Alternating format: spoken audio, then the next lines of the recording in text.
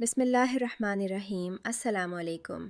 میں ہوں lady doctor Amna اور آج میں پروفیسر طیبہ مجید، کنسلٹنٹ گائنیکالوجسٹ، حمید لطیف ہسپتال لاہور کی جانب سے ایک نہایت اہم مگر قابل علاج بیماری کے بارے میں بات کروں گی۔ اگر بچے کی پیدائش کے بعد مسلسل پیشاب یا پاخانہ آتا رہے تو کیا یہ نارمل بات ہے؟ اس کا جواب ہے ہرگز نہیں۔ یہ مسئلہ obstetric فسچولا کی علامت ہو سکتا ہے، جس میں زچگی کے دوران مثانے یا آنت اور اندام نہانی کے درمیان ایک غیر معمولی سوراخ بن جاتا ہے۔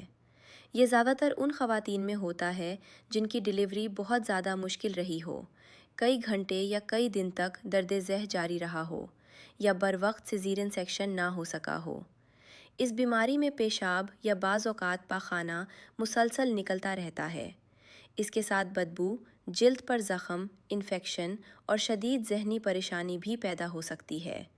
بعض خواتین شرمندگی کی وجہ سے لوگوں سے ملنا جلنا بھی چھوڑ دیتی ہیں۔ لیکن ایک بات ہمیشہ یاد رکھیں، یہ عورت کی غلطی نہیں ہے، ورنہ اس کا علاج ممکن ہے۔ اس بیماری کی تشخیص گائنیکالوجسٹ کے معائنے سے کی جاتی ہے اور اکثر مریضات میں سرجری کے ذریعے اس سوراخ کو کامیابی سے بند کیا جا سکتا ہے۔ اس بیماری سے بچاؤ کے لیے حمل کے دوران باقاعدہ معائنہ کروانا، ہسپتال میں محفوظ ڈلیوری کروانا اور اگر ڈلیوری مشکل ہو رہی ہو تو بروقت ماہر ڈاکٹر سے رجوع کرنا انتہائی ضروری ہے۔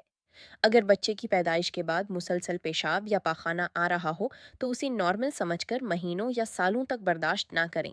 جتنا جلد علاج شروع ہوگا اتنی ہی بہتر نتائج حاصل ہوں گے۔ اپنی صحت کا خیال رکھیں اور اگر آپ کی ارد گرد کسی خاتون کو یہ مسئلہ ہو تو اس کی حوصلہ افزائی کریں کہ وہ علاج کے لیے ضرور ڈاکٹر سے رجوع کریں۔ میں تھی ڈاکٹر آمنہ، پروفیسر طیبہ مجید، کنسلٹنٹ گائنیکالوجسٹ، حمید لطیف ہاسپٹل لاہور کی جانب سے۔ اللہ تعالیٰ تمام بہنوں اور ماؤں کو صحت کاملہ عطا فرمائے۔ اللہ حافظ۔